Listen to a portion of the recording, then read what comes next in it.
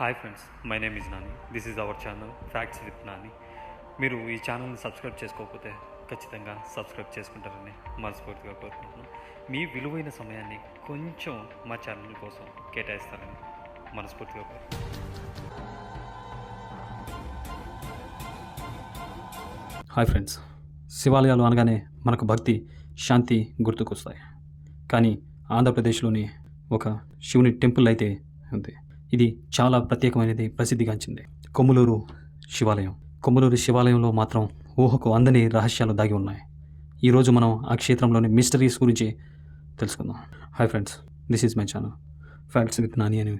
మీరు ఈ ఛానల్ని ఇది వరకు సబ్స్క్రైబ్ చేసుకోకపోతే ప్లీజ్ సబ్స్క్రైబ్ మై ఛానల్.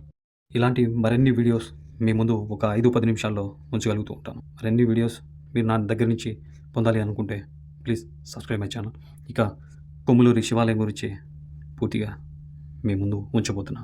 ఈ ఆలయం ఏదైతే ఉందో ఈ ఆలయాన్ని చూసే మీ దృక్పథమే మారిపోతుంది.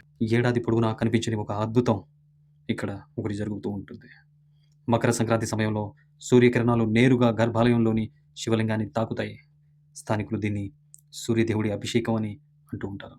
ఇది కేవలం భక్తి మాత్రమే కాదు, మన పూర్వీకులు అద్భుత ఖగోళ శాస్త్రానికి ఒక నిదర్శన అని ఎంతమందికి తెలుసు. మరో ఆశ్చర్యకరమైన విషయం ఏమిటంటే కొన్ని ప్రత్యేక రాత్రుల్లో శివలింగం స్వయంగా ప్రకాశిస్తుంది.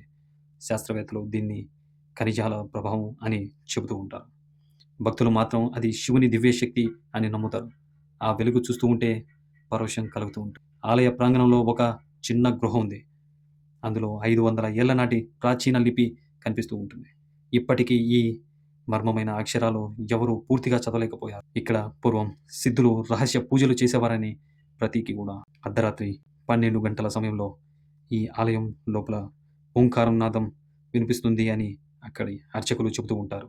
ఆ శబ్దం ఎక్కడి నుండి వస్తుందో తెలియదు, కానీ అది విన్నప్పుడు మనసుకు ఎంతో ప్రశాంతత, అద్భుతమైన ఎనర్జీ లభిస్తాయని గ్రామ ప్రజలు కూడా భావిస్తూ ఉంటారు. సాధారణ భక్తులు కనపడని కొన్ని చిన్న విగ్రహాలు ఈ ఆలయ స్తంభాలలో, గోడలు, మూలాలలో దాగి ఉన్నాయని, వీటిని వెతికి దర్శించుకున్న వారికి శివుని ప్రత్యేక ఆశీస్సులు లభిస్తాయనే నమ్మకం ఈ ఊరి గ్రామ ప్రజలు.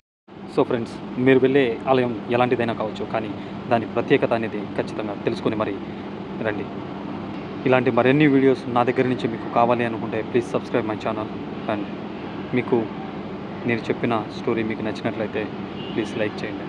Thanks for watching. ధన్యవాదాలు.